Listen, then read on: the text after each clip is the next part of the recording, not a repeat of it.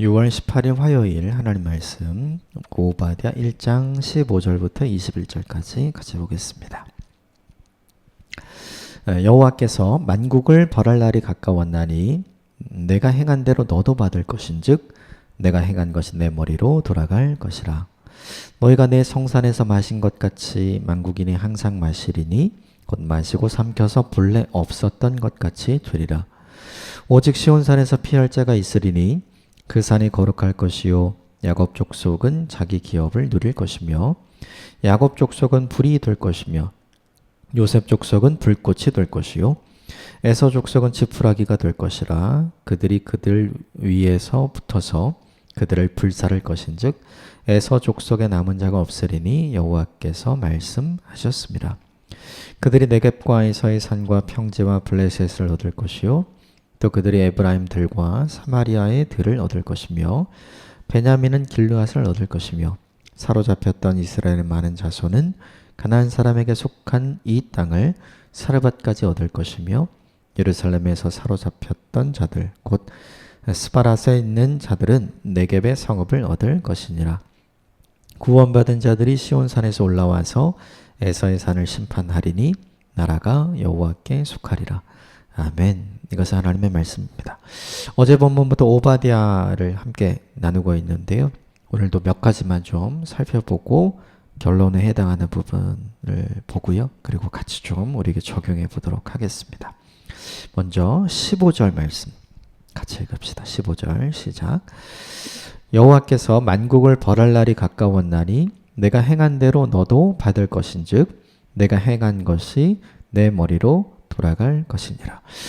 에돔 족속이 그의 형제 국가였었던 남유다 사람들이 바벨론에 의해서 멸망을 했던 6가지의 악행에 대해서 어제 본문 후반절에 쭉 구체적으로 설명을 하죠. 그걸 직접 경험한 사람들은 이미 다 죽거나 이미 다 사라진 상태였는데 하나님은 잊지 않죠. 하나님이 보신 것, 하나님이 들으신 것 다 기억하시고 그것대로 에돔 족속에게 다 갚아주시잖아요. 그래서 너희가 반드시 멸절되고 반드시 심판을 받게 될 것이다. 이렇게 이야기를 어제 본문에 했죠. 오늘 본문에도 그 이야기를 추가적으로 하는데요. 15절에 한 문장으로 정리를 해줘요. 그날이 가까웠다. 너희가 뿌린 대로 거두게 될 것이다. 이렇게 이야기를 하죠.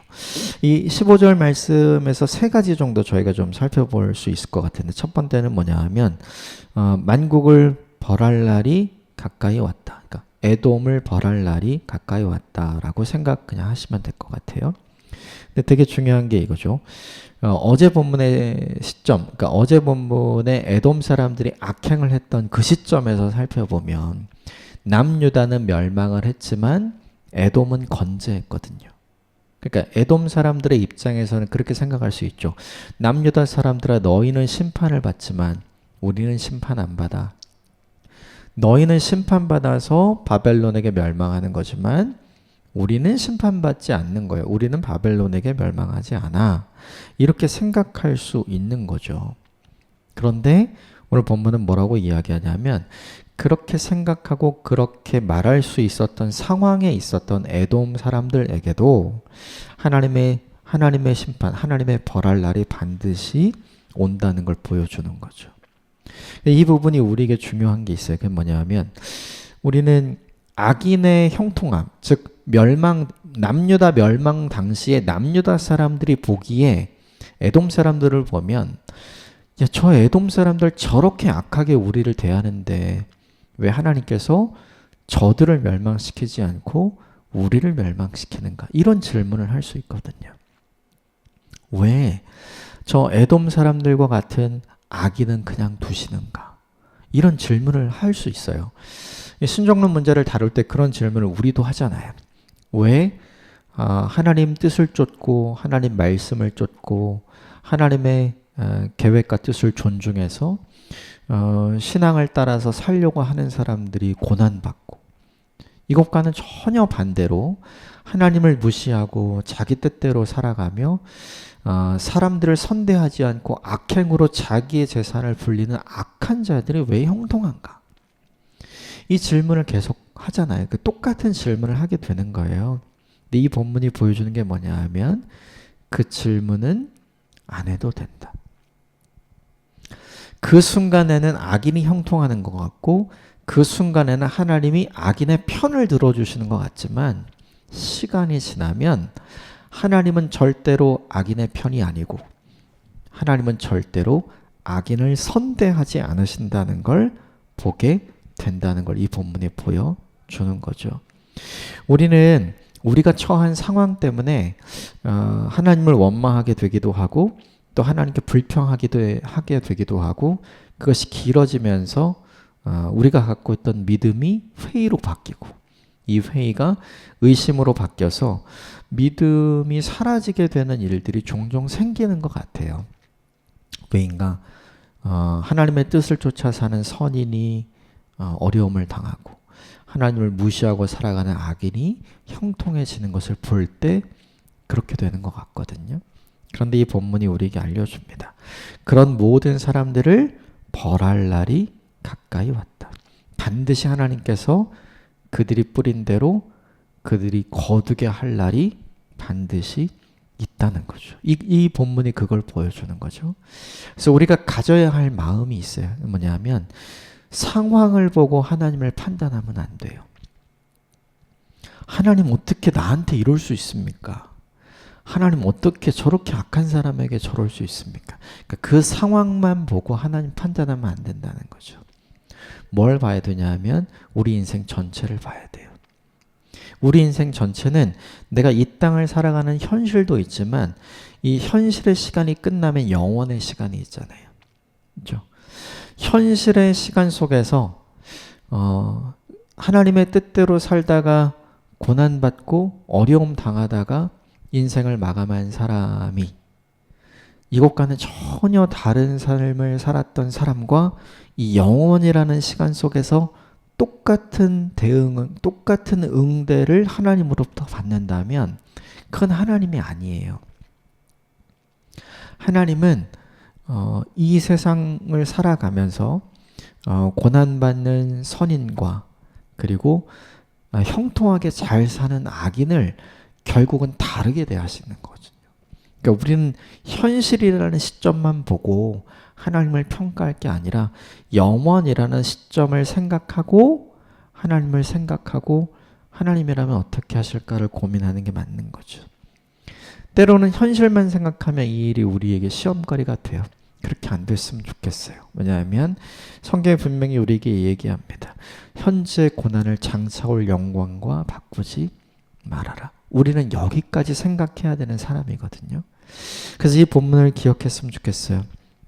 하나님께서 만국을 벌할 날이 가까이 왔다. 하나님께서 반드시 심판 때에 모든 사람을 세우시는 분이시다.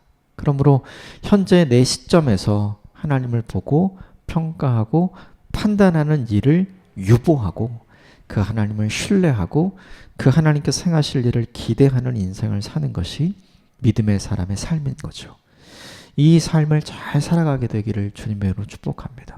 또 하나는 뭐냐 하면 이 본문이 보여주는 게 네가 행한 대로 너도 받을 것이다.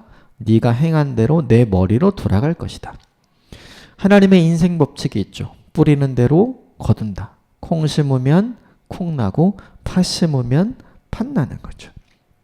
우리가 뿌린 대로 우리가 거두게 될 것이다. 그러므로 우리에게 중요한 게 있죠. 뭐냐면 이 세상을 살아가면서 무엇을 뿌릴 것인가. 이것이 우리에게 굉장히 중요해요.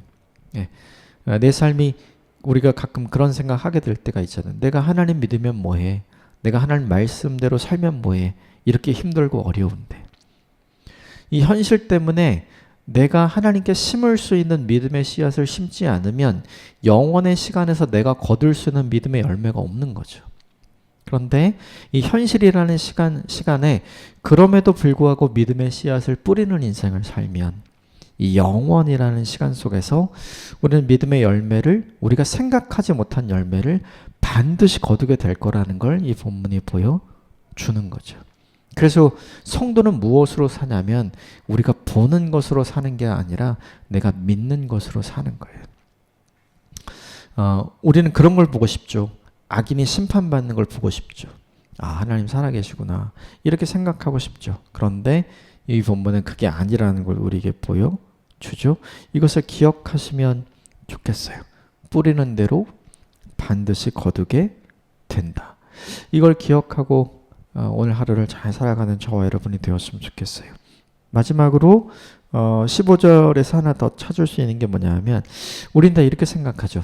하나님이 벌하시는 때가 빨리 왔으면 좋겠다.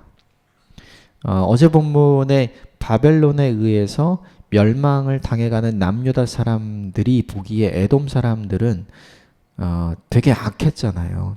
그러니까 남유다 사람들의 입장에서 보면 저 사람들도 똑같이 당했으면 좋겠다. 언제요? 지금. 그런데 사실은 한 70년쯤 지난 다음에 그런 일이 일어나거든요. 근데 이 본문이 우리에게 보여주는 게 뭐냐면 만국을 벌할 타이밍은 내 타이밍이 아니라 하나님의 타이밍에 하시는 거예요. 에돔을 심판하는 것은 내 타이밍에 내가 하는 것이 아니라 하나님의 타이밍에 하나님이 하시는 거죠. 그러므로 이 본문이 우리에게 보여주는 게 있어요. 그것은 뭐냐 하면 심판의 영역은 내 영역이 아닌 거예요. 심판의 영역은 하나님의 영역이에요. 그래서 우리가 해야 할 일은 이제 어제 본문에 있는 것처럼 그걸 하나님께 다 맡기고 살아가는 일이 필요한 거잖아요. 내가 갚지 않고 하나님이 갚아주실 것이기 때문에 하나님께 맡기고 사는 일이 필요하다. 이 본문이 우리에게 보여주는 게 이거죠. 우린 끊임없이 이랬으면 좋겠어요. 하나님 저 인간 좀 어떻게 손봐주세요. 지금 좀 손봐주세요. 이런 생각 많이 하는데 그 생각을 내려놓는 것이 사실은 믿음의 사람이 보여야 할 삶의 태도, 믿음의 태도인 걸 알려주죠. 내 타이밍과 하나님의 타이밍이 다름을 인정하는 것이 믿음입니다.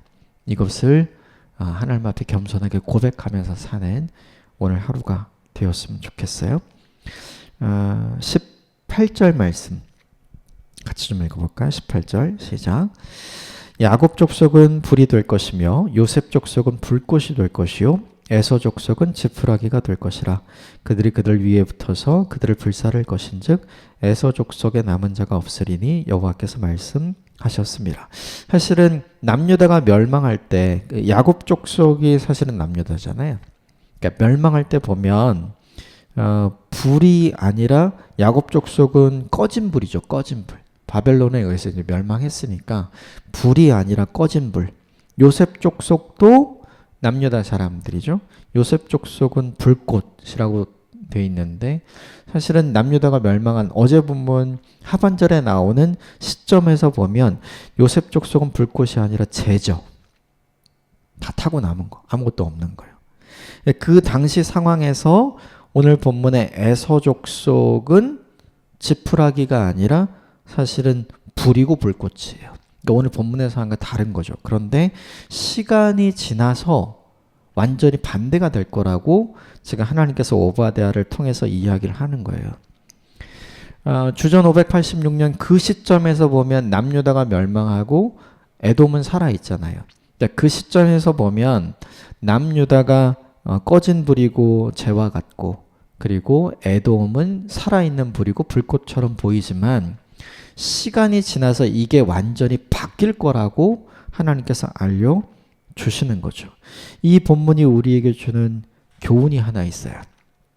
뭐냐 하면 하나님이 없는 현재가 아무리 좋아도 결국 하나님이 없으면 아무것도 아니다. 그러니까 남유다가 멸망하는 시점에서 보면 유다는 멸망하고 사라지고 에돔은 살아있고 그대로 남아있잖아요. 그렇죠? 근데 에돔이 남아있는 이유는 하나님이 없는데도 남아있거든요. 그러니까 이 당시 시점으로 보자면 하나님이 없어도 잘 될 수 있어. 이게 가능한 거죠.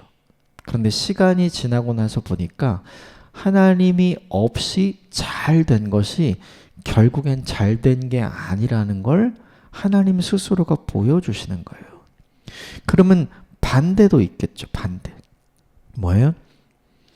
현재가 아무리 어려워도 하나님이 함께 계시면 그 현재는 반드시 역전된다. 그러니까 본문 18절의 말씀은 사실은 희망의 말씀인 거죠. 멸망당한 남유다는 재와 같고 꺼진 불과 같은데 70년이 지나면 이게 다시 살아날 불이고 다시 살아난 불꽃처럼 되잖아요. 이걸 이제 우리에게 적용하는 게 필요한 거죠. 에돔 사람들에게 경고하는 거죠. 너희는 지금 불꽃 같고 너희는 지금 살아있는 불 같지만 시간이 지나면 너희가 재와 같이 되고 너희가 꺼진 불처럼 되고 너희는 지금 너희는 망했던 남유다의 모습, 지푸라기와 같은 모습으로 너희가 나중에 바뀌게 될 거야. 이 이야기를 해주죠. 그리고 18절 마지막에 이런 말씀을 해주셨어요. 여호와께서 말씀하셨다. 하나님께서 반드시 그렇게 하실 것이다. 그럼 이걸 정리하면 이렇게 돼요. 하나님 없는 성공이 굉장히 좋아 보일 때가 있거든요. 그런데 그 성공은 시간이 지나면 반드시 실패로 귀결이 된다. 하나님 없이 잘 되는 게 결국 좋은 게 아니라는 걸 알려주는 거죠. 그럼 우리에게 반대로 적용해야 돼요. 하나님이 함께 있어도 어려워질 때가 있거든요. 근데 그것을 받아들이고 그 시간을 잘 보내면 반드시 그 상황을 역전시켜 주시는 하나님의 놀라운 은혜를 경험하게 될 것이다. 이 본문이 그걸 우리에게 알려주는 거죠. 현재를 보는 나의 관점과 현재를 보시는 하나님의 관점이 달라요. 우리는 지금도 안 되면 앞으로는 더 안 돼. 이게 우리의 관점이죠. 그런데 하나님의 관점은 달라요. 지금 어려워도 앞으로 달라질 수 있어. 지금 지푸라기 같아도 남유다 역사에서 보면 70년만 지나면 너희는 지푸라기가 아니라 다시 불이 될 거고 불꽃이 될 거야. 이게 하나님 관점이잖아요. 이걸 우리에게 적용하는 일이 필요합니다. 현재가 아무리 어려워도 하나님을 붙들고 계십시오. 그러면 그 시간이 지난 이후에 우리의 삶의 자리를 바꾸어 주시고 우리의 삶의 자리에 반전을 주시고 우리의 삶의 자리를 역전시켜 주시는 하나님의 놀라운 은혜를 경험하게 될 줄 믿습니다. 이것에 대한 구체적인 내용을 19절과 20절에 이야기를 해요. 19절과 20절의 내용은 남유다 사람들이 가져보지 못한 땅, 이 땅에 대한 이야기를 계속합니다. 19절 20절 같이 읽을까요? 시작. 그들이 네겝과 에서의 산과 평지와 블레셋을 얻을 것이요 또 그들이 에브라임의 들과 사마리아의 들을 얻을 것이며 베냐민은 길르앗을 얻을 것이며 사로잡혔던 이스라엘 많은 자손은 가나안 사람에게 속한 이 땅을 사르밧까지 얻을 것이며 예루살렘에서 사로잡혔던 자들이 곧 스바랏에 있는 자들은 네겝의 성읍들을 얻을 것이다. 남쪽에 있는 땅, 북쪽에 있는 땅, 그리고 20절에 보면 사르밧이 나오는 걸 보니까 시돈에 속한 땅. 여기까지 이야기를 해요. 사실 이 땅은 남유다 사람들은 가져본 적이 없어요. 그러니까 통합된 이스라엘이 있었을 때 다윗의 시대나 솔로몬의 시대에는 있었어요. 근데 그 이후에 북이스라엘과 남유다가 분열돼서 나누어진 다음에 남유다 사람들은 이 땅을 가져본 적이 없거든요. 그런데 이 땅을 나중에 재가 된 그리고 꺼진 불이 된 지푸라기처럼 보이는 멸망한 남유다 사람들이 이걸 갖게 될 거야 라고 이야기를 해주죠. 그러면서 너희가 생각하지 못했던 삶의 반전이 역사의 반전이 일어나게 될 거야. 이렇게 하나님께서 오바댜에게 말씀해 주시는 거예요. 회복이 임할 것이야. 이렇게 얘기해 주는 거죠. 그리고 결론을 얘기합니다. 21절 같이 읽읍시다. 시작. 구원받은 자들이 시온산에 올라와서 에서의 산을 심판하리니 나라가 여호와께 속하니라. 여기 나오는 구원받은 자들은 포로기에 끌려갔다가 돌아온 남유다 사람들을 얘기하는 거죠. 이 남유다 사람들이 다시 시온산 예루살렘에 와서 그렇죠? 에사의 산 에돔을 심판하는 사람이 되리니 즉 에돔이 어떻게 멸망해 가는지를 반드시 확인하고 보게 되는 사람이 될 거다 이야기하면서 이렇게 얘기해요. 나라가 여호와께 속하리라. 돌아온 회복된 남유다 사람들이 하나님께 자기 자신을 온전히 헌신해서 의탁하는 일이 일어나게 될 거다. 이렇게 이야기를 하죠. 이 본문 21절이 우리에게 보여주는 메시지가 있다면 두 가지인 것 같아요. 첫 번째 뭐냐 하면 19절부터 20절까지 모두 잃었던 거잖아요. 그렇죠? 근데 이거를 모두 잃어봐야 이게 얼마나 중요한지를 알게 돼요. 19절부터 20절까지 나오는 이 땅은 한 번도 가져본 적이 없어요. 옛날에 다윗의 시대에 솔로몬의 시대에 가졌다고 계속 얘기 들었던 것 뿐이에요. 그런데 모든 것을 잃고 난 다음에 그들이 자기들의 신앙을 회복하자 하나님께서 자신의 삶을 회복시켜 주시고 자기들이 한 번도 가져보지 못했던 것을 주시는 하나님의 은혜를 경험하게 되잖아요. 그제서야 알게 되는 거죠. 이게 우리가 갖고 있는 약점이기도 하고 아이러니 같은데 건강 있을 때 건강이 얼마나 고마운지 잘 모르잖아요. 건강을 잃어봐야 이 건강이 얼마나 중요한지를 깨닫게 되는 거잖아요. 내 옆에 있던 사람, 이 사람 늘 같이 있으면 이 사람이 얼마나 고맙고 존귀한 존재인지 잘 모르는데 이 사람 잃어보면 그 사람이 얼마나 내게 소중하고 그 사람이 얼마나 내게 귀중한 존재였는지 깨닫게 되는 거잖아요. 그러니까 이게 이 깨달음이 이 돌아온 사람들에게 있는 거죠. 잃어본 다음에야 그것이 우리에게 회복되었을 때 얼마나 중요한지를 알게 되는 거죠. 또 하나는 뭐냐면 이것이 회복되었을 때 이 회복을 누가 주셨는지를 알게 되죠. 이 회복을 하나님께서 주신 것인 줄 알기 때문에 그들이 이렇게 결정하는 거예요. 나라가 여호와께 속하리라. 아, 우리가 하나님께 속해야지. 남유다가 멸망했던 이유가 뭡니까? 우리는 하나님께 속하지 않을 거야. 이것 때문에 멸망한 거잖아요. 멸망한 이후에 회복된 이후에 아, 그렇지. 우리가 하나님께 속해 있어야지. 우리가 누구에게 속해 있어야 안전한지, 행복한지, 좋은지를 다시 깨닫게 되는 거죠. 이 본문이 우리에게 보여주는 게 이거예요. 우리는 모두 잃으면 안 좋다고 생각하잖아요. 근데 꼭 안 좋은 건 아니에요. 모두 잃으면 그것이 우리에게 얼마나 중요했던 것인지를 알게 되고 그리고 다시는 잃지 않기 위해서 우리의 태도를 바꾸게 돼요. 또 하나는 뭐냐면 모두 잃었다가 그것을 다 회복하면 그것이 내 능력과 내 실력으로 회복된 것이 아니라 하나님께서 우리를 위해 나를 위해 그것을 다 회복해 주신 하나님의 은혜가 얼마나 큰지를 알게 돼서 우리 스스로가 그 하나님 안에 있기로 우리 스스로가 그 하나님께 속해 있기로 다짐하고 결정해서 하나님 앞에 돌아가는 존재가 된다는 거죠. 이건 이 본문이 우리에게 그걸 보여주는 거거든요. 사실은 모두 잃어버리는 것은 꼭 안 좋은 건 아니에요. 모두 잃어버렸다가 다 회복이 되면 잃어버린 것도 회복되는 것도 우리에게 주는 좋은 교훈과 메시지가 있는 거죠. 그런데 저는 여기서 한 가지를 더 생각해 봐요. 안 잃어버리고 하나님께 속한 자가 되는 게 제일 좋은 거잖아요. 그렇죠? 그러니까 회복될 필요가 없는 상태로 우리 자신의 삶을 유지해 가는 게 사실은 제일 좋은 거거든요. 그래서 하나가 더 나가면 이런 것 같아요. 이런 깨달음을 주는 상황을 다시 반복하지 않기 위해 그리고 이런 일들이 아예 우리에게 시작되지 않기 위해 지금 깨닫고 지금 우리가 여호와께 속한 사람이 되는 것이 얼마나 중요한 일인가. 이것을 깨닫고 이 마음을 지키는 일이 우리에게 너무 중요하다. 하나님께서 주시는 회복의 은혜를 경험하는 것도 너무 좋은 일인데 이 회복을 경험할 필요가 없는 초심의 상태를 유지하는 게 사실은 제일 좋은 거잖아요. 이 본문이 보여주는 역설적인 메시지가 그런 거죠. 모든 걸 잃어버리지 않은 상황, 모든 걸 하나님께서 가져가시지 않아도 되는 상황, 하나님의 징계와 하나님의 심판이 우리에게 오지 않아도 우리 스스로가 나는 하나님께 속해 있어야 돼. 나는 하나님의 날개 그늘 아래 있어야 돼. 나는 하나님의 사람이야 라는 이 믿음의 정체성을 잘 가진 사람으로 우리 자신을 관리해 가는 것이 모두 필요한 거죠. 정리하면 이래요.